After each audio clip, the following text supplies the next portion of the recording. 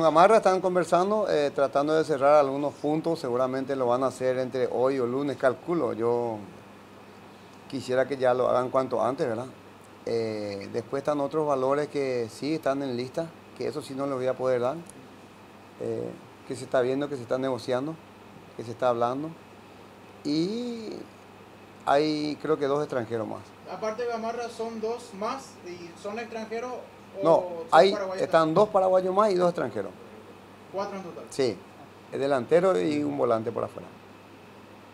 Vamos, son solamente nombres que se tiene y después se va a negociar, ¿verdad? No digo que se está o se va a traer, ¿verdad? En el caso de Rodrigo López, en cuanto a lo contractual, En la su vuelta, él estaba hablando personalmente conmigo, la misma cosa lo de Cáceres, así que vamos a hablar y tratar de llegar a un acuerdo para que esto continúe durante un año más. ¿se definiría esta semana o en la próxima? Yo creo que en la próxima semana se define con ellos dos. Ellos están a gusto, ellos quieren quedarse, nosotros queremos que se queden, así que no creo que sea difícil la continuidad. Ya está la lista definitiva de lo que nos siguen también, presidente. Si se puede saber ya la lista completa. Uno de ellos es Eduardo Filippini, que ya había hablado conmigo. Estaba Velázquez y Laguna Mental.